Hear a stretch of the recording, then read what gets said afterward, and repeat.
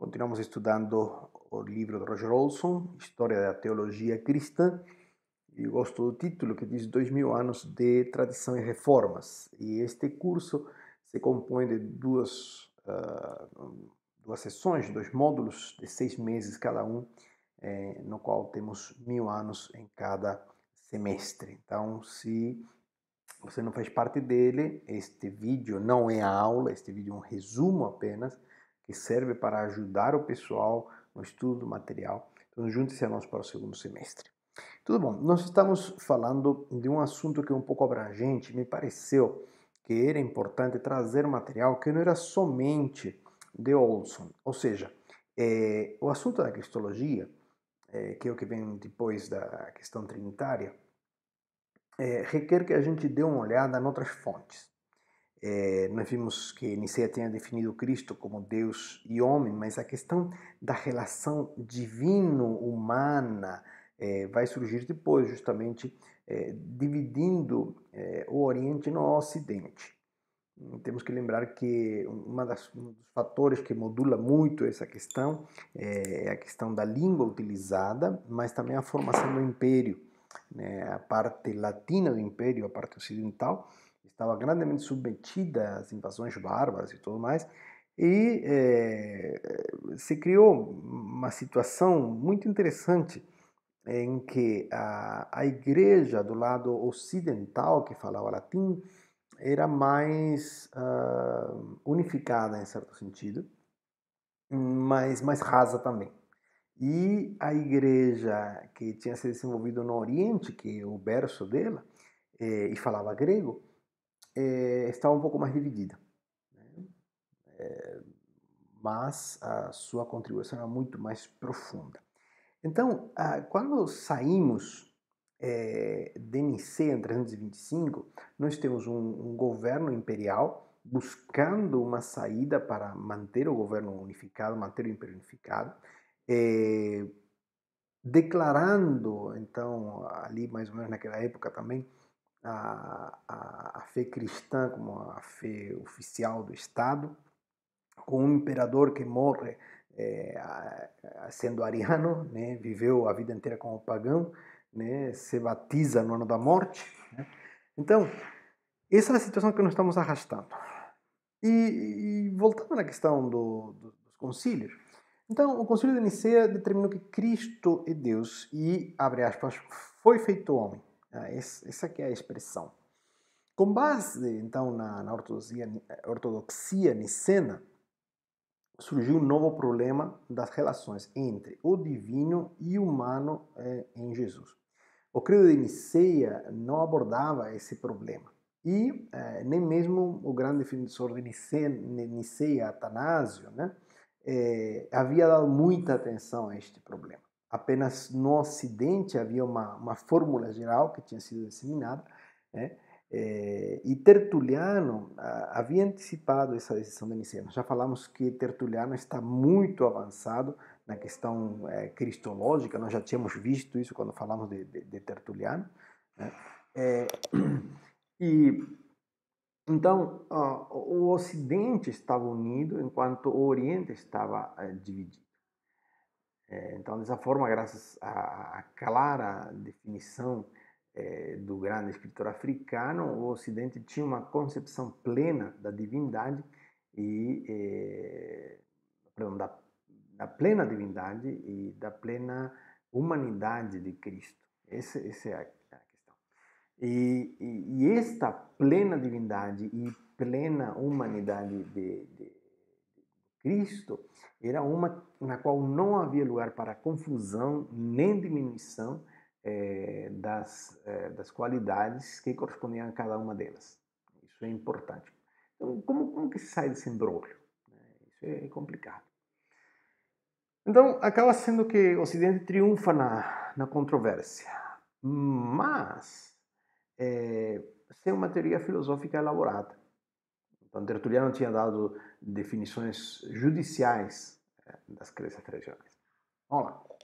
A nova controvérsia, assim como em Nicéia, a concepção ocidental acabou triunfando. No entanto, nem em sua concepção de uma substância em três pessoas, nem naquela outra de uma pessoa, Jesus, Deus e homem, o Ocidente possuía uma teoria filosófica elaborada. O que Tertuliano havia fornecido eram definições claramente judiciais das crenças tradicionais. É isso que nós observamos. E isso fica aquém do necessário, porque o que se precisava era uma teologia um pouco mais elaborada filosoficamente, né, que pudesse atender a certas inquietudes, a certas interrogantes.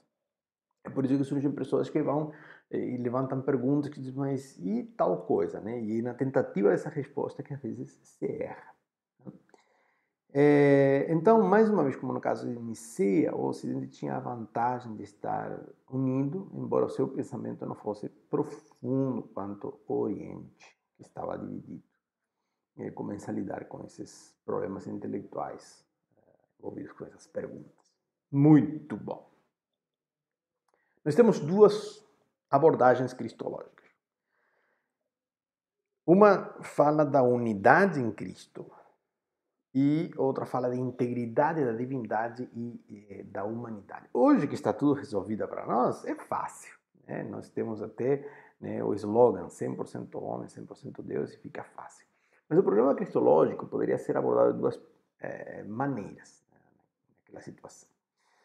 Uma delas enfatizava tanto a unidade de Cristo que praticamente chegava a uma absorção da humanidade na divindade. Então, aí a humanidade se perde. Lembre-se que havia uma ideia exagerada que, pelo Nazianzeno, né, de que aquilo que não foi assumido não foi curado. Então, se o homem foi absorvido completamente por Deus, logo aquele homem não é mais homem, né? De alguma forma, e é por aí. Então, do outro lado, se sustentava de uma forma tal a integridade de cada elemento, ou seja, Deus continua sendo Deus na figura de Jesus, né? do Messias, melhor, vamos separar assim, de Cristo, né? Deus continua sendo Deus e o homem continua sendo homem. Isso que se fala de integridade de cada elemento. Que dava margem à interpretação de que havia dois seres separados, dois centros de... como é que diz? Dois centros de decisão. Ou utilizo outra palavra, estou sem um livro agora, não lembro. Mas, então, haveriam dois seres, né, separados no Cristo. Tá? Estou evitando usar o nome de Jesus. Tá? Vamos tentar usar a parte técnica. Né? Lembre-se que Cristo não é nome, é atributo, designação de função, é equivalente de Messias. Né? Então, vamos falar assim para manter. Mas haveriam duas pessoas separadas. Essas duas tendências, tá? Tanto a questão da unidade, Cristo é somente um, quanto a outra questão de que há uma integridade das duas, né? Se manifestavam nessa controvérsia. E os mestres de teologia de Alexandria se inclinam mais para aquela primeira opção. Isto quer dizer, Cristo é apenas uma unidade. Tá? Mas os de Antioquia, que tinham aquela rixa política, né, por quererem tomar o poder em Constantinopla, e chegaram ao ponto nisso, né, ele ia mais pelo outro lado. Diz, não, temos que manter a integridade de dois, porque senão Deus é modificado, Deus não pode ser modificado. Lembre-se desse tensor sempre, esse tensor está presente constantemente. Aí temos que lembrar de Apolinário. Então, para aqueles que me estão acompanhando, sabem que nós já falamos de Apolinário, mas nós precisamos voltar para poder ver toda a cristologia, ou pelo menos o problema da cristologia, de uma só vez. A cristologia, o problema dela não acaba, não é tão fácil. Apolinário foi bispo no século IV, tá? E foi um defensor muito habilidoso em relação da relação entre o humano e o divino. E ele é discípulo de Atanásio, que nem os três capadócios, tá? Basílio e os dois Gregórios. Muito bom. Isso não quer dizer que concordem, é aí que está o negócio, porque Apolinário vai acabar sendo condenado como herege. Né?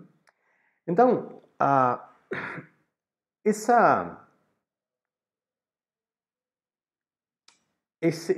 este homem, ele estava tentando ser leal a Atanásio.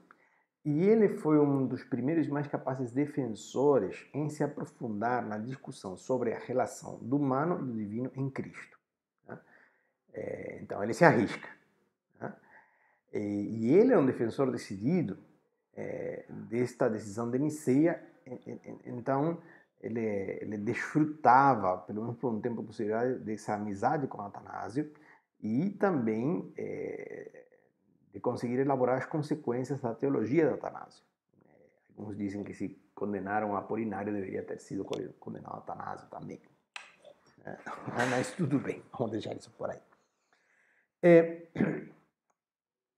Para além disso, o interesse de Atanásio, assim como de Apolinário, era primordialmente religioso. Religioso no bom sentido da palavra, religare do latim, né? Voltar a unificar, voltar a unir. Para ambos, a obra de Cristo pelos homens era a transformação da nossa mortalidade pecaminosa em uma imortalidade divina e abençoada. Tá? Isso tem uma palavrinha, vocês lembram? Que é theosis, né? É a deificação. E, novamente, precisamos insistir, toda vez que usamos a palavra theosis, né, de que não estamos falando de nos tornarmos um com o divino ou de nos tornarmos seres iguais ao Criador. Não é isso. Mas é de que alguns atributos seriam comunicados a nós, aqueles que são próprios da natureza divina, mas não todos. Né? A eternidade seria um deles, não? Ou a imortalidade, porque eternos nós não somos, porque temos um início. Né? Muito bom.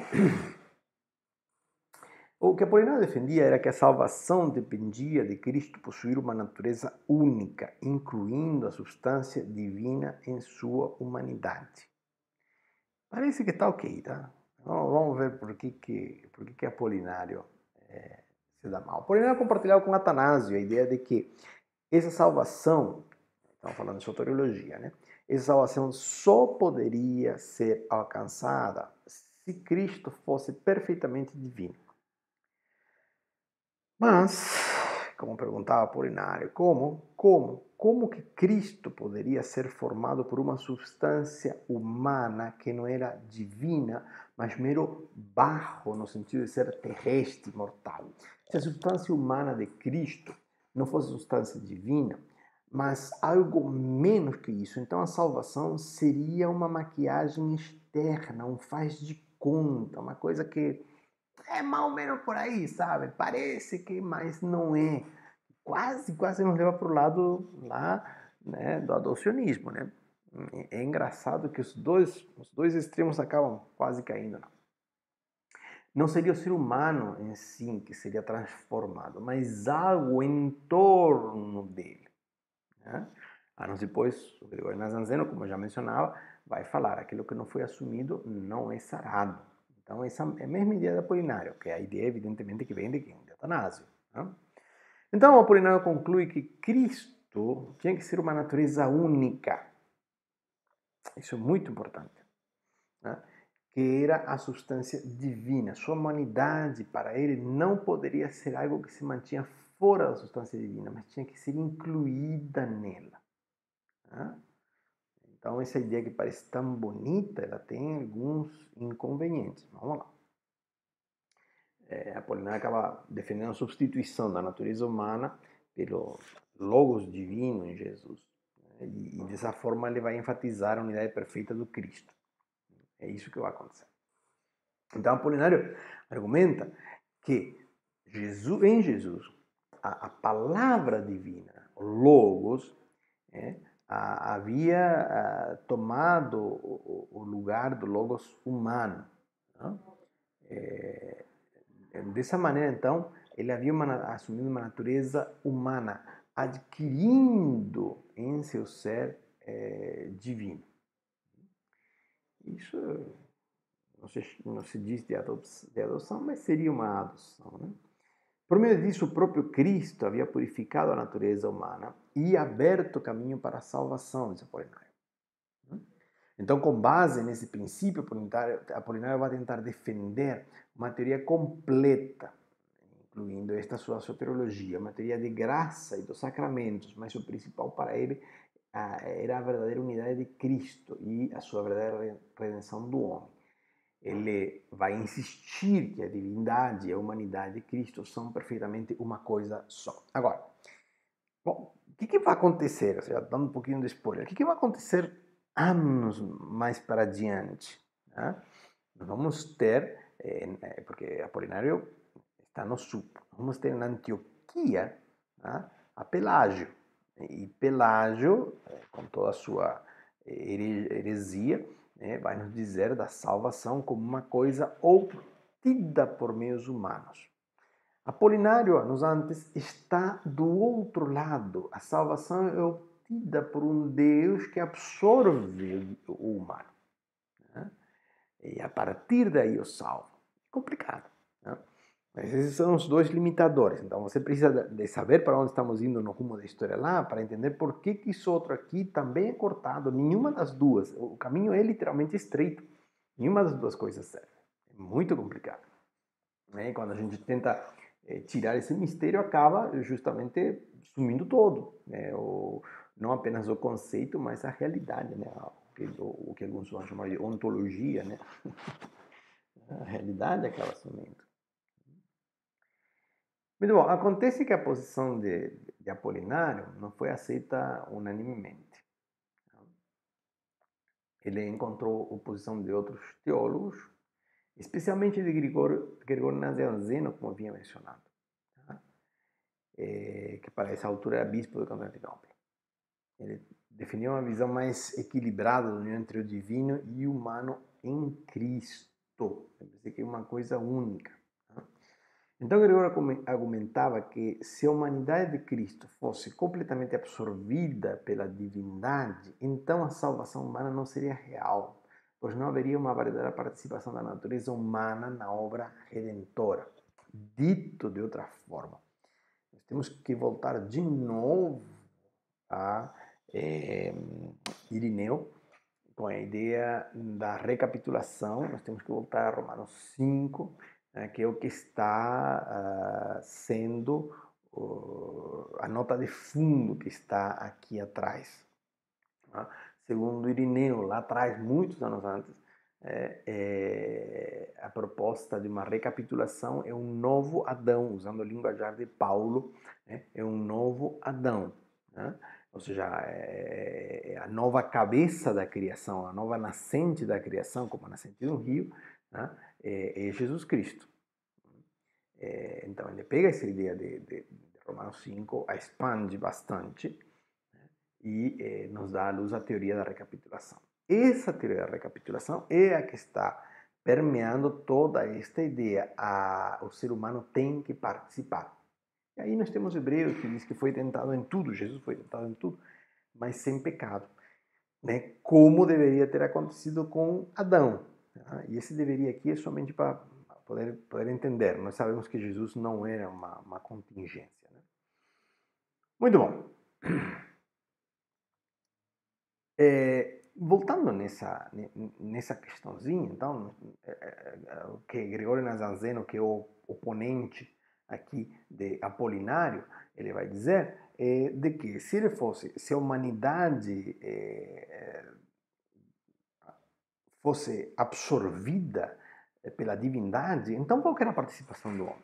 Ele não poderia fazer outra coisa a não ser obedecer, nunca poderia pecar. Que é exatamente esse argumento ao contrário que os antioquianos vão ter, vai dizer, não, mas ele deveria ter tido a possibilidade de pecar. Por aí vai a coisa. Então, Apolinário acaba enfrentando críticas então dessa escola de Antioquia, que há alguns nomes aí interessantes, como Teodoro de Tarso e Teodoro de Mopsuestia. Esse nome é complicado em espanhol e em português. Tá? Então, estes de Antioquia sustentavam que Cristo possuía duas naturezas distintas, a divina e a humana, sem mistura ou confusão. Né? Então, nesse sentido, eles também estão alinhados com Nicéia, né? Porque Nicéia havia falado, mas não tinha resolvido. Eles estavam pensando, eles estavam se aventurando. Do outro lado também, estavam pensando e aventurando-se. Para eles, a encarnação significava que o Logos divino assumiu uma natureza humana completa, preservando a integridade de ambas as naturezas. Essa visão enfatizava a perfeita humanidade de Cristo e a sua capacidade de compartilhar plenamente a condição humana, inclusive as suas fraquezas e limitações.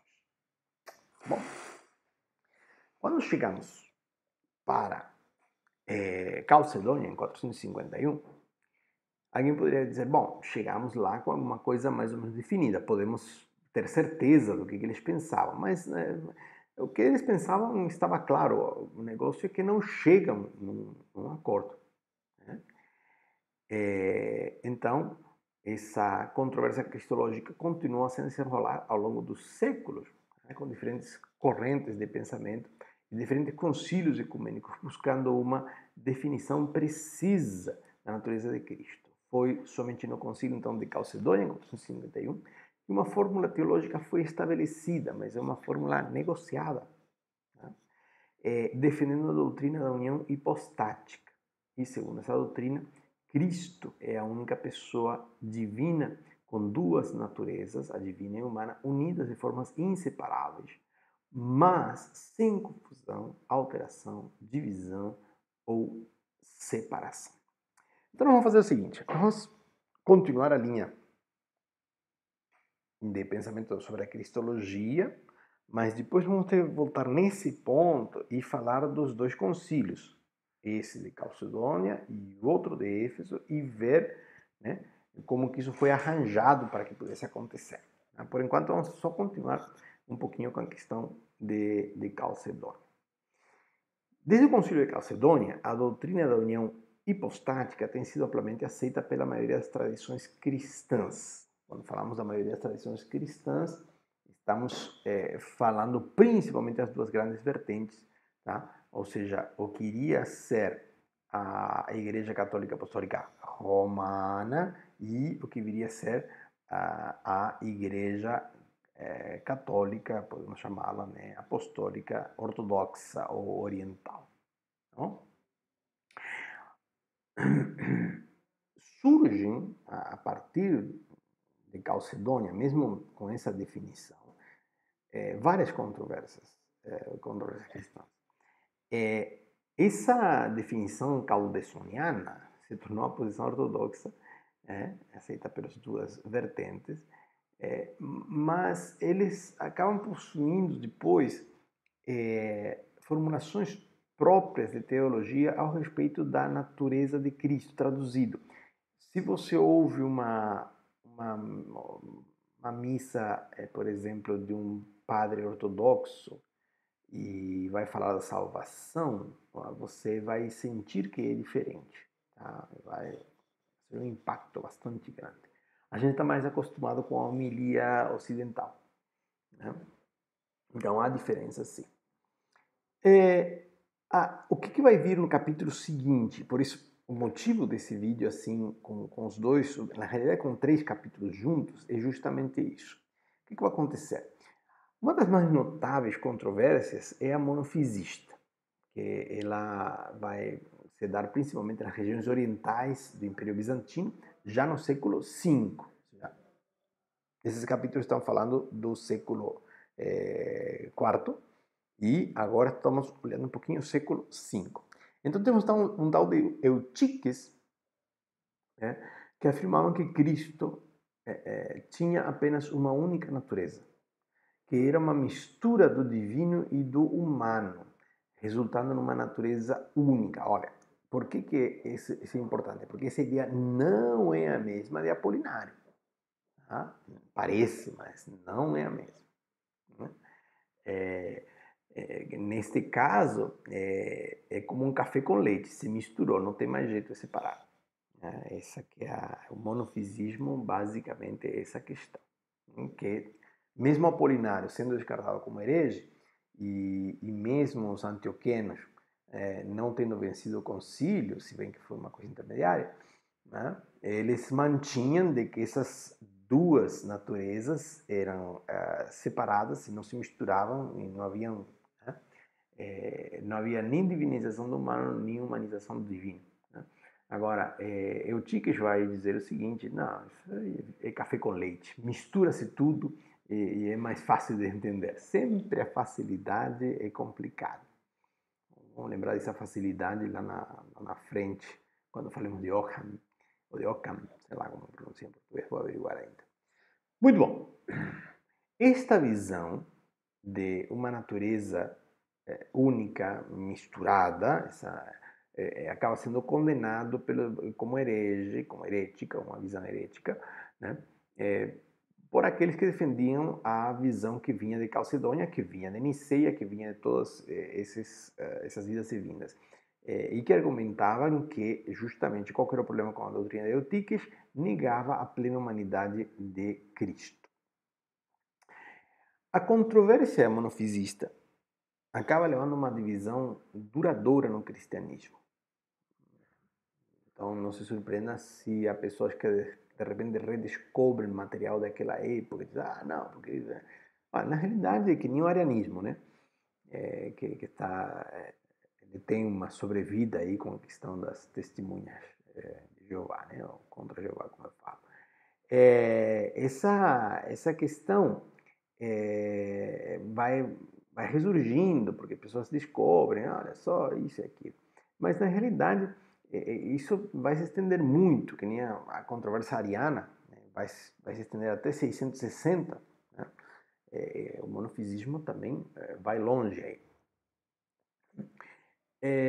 Então, é um pouco diferente, porque as igrejas que rejeitaram o Concílio de Calcedônia foram consideradas monofisistas pelas igrejas que assentavam a definição dada em Calcedônia. As igrejas orientais que rejeitaram Calcedônia são conhecidas como igrejas orientais não calcedonianas. Incluem a igreja ortodoxa oriental, a igreja ortodoxa siríaca e a igreja copta, entre outras. A igreja copta é interessante, saiu nos noticieiros faz uns 4 ou 5 anos, né? Houve um atentado contra ela, né? E eles têm um conceito interessante, né? Justamente que se encaixa com essas ideias e também sobre a trindade, bem diferentezinho. Tudo bem. Essas igrejas têm suas próprias formações teológicas, da Trindade de Cristo, e enfatizam a união da divindade e da humanidade numa única natureza. Essa é a diferença, esse é o monofisismo, né? Houveram vários esforços ecumênicos para resolver as diferenças entre as igrejas calcedonianas e as não calcedonianas, mas a divisão persiste até hoje. Então, não se estranhe se alguém resgata algum material e diz, olha só, isso aqui, ou se por uma dessas questões você se topa com essas notícias e de repente, mas são nossos irmãos ou não? Bom, podemos conversar em aula a respeito disso. A cristologia, ela não é um assunto parado, não é um assunto lá ancorado no final dos tempos da história e que não volta mais. Na realidade, a cristologia vai e volta e sempre é motivo de reflexão. Teólogos cristãos até hoje se enredam nessa questão buscando entender, porque de fato é bem complexo, né? Compreender a encarnação é muito complexo. A gente só chega até onde haja alguma revelação, até onde Deus nos permita distinguir, e nós não podemos simplesmente quebrar o mistério. O monofisismo faz um pouco isso. Ele simplifica demais as coisas e tenho a impressão de que tenho a impressão de que isso não vai ser revertido nas igrejas que são monofisistas, né? Mas tenho a impressão de que às vezes há